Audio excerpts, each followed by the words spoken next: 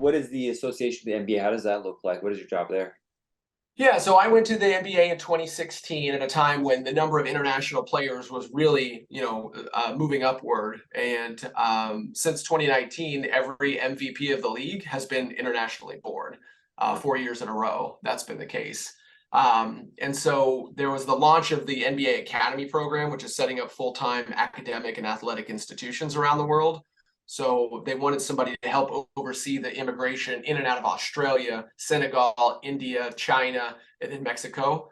And then also working with all the NBA players on their visa issues. So I was able to take the contacts I had with the Department of State and then grow that exponentially by working with NBA players and working with diplomats in different countries just to make sure that players were taken care of. And so I did that up into and through the pandemic. And during the pandemic, increasingly, I found that I was actually somewhat uniquely positioned at this intersection of sports, diplomacy, immigration, government affairs. And so realized that as I was getting more and more questions from other leagues about how to navigate processes, that there might be an opportunity to do this on a more professional, full-time basis. And so to your question, earlier this year, I spun off that work into my own consulting firm, Jetter Global Partners, which allows me to work with beyond just the NBA, although they remain a client.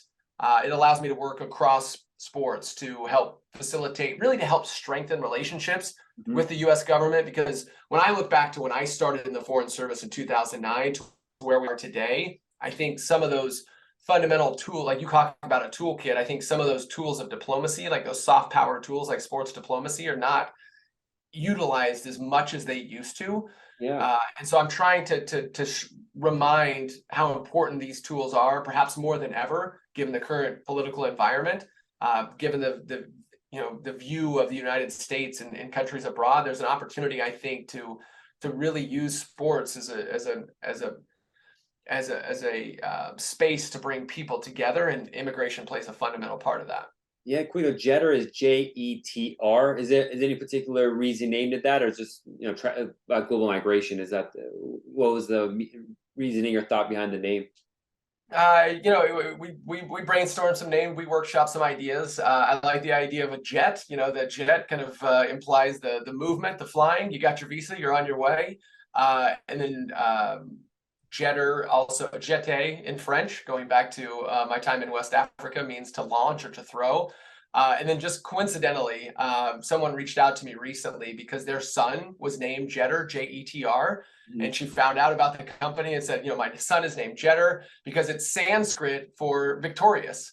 Oh, wow. And I had no idea That's pretty that was cool. the case, but That's like it seems kismet. Yeah, very happy accident.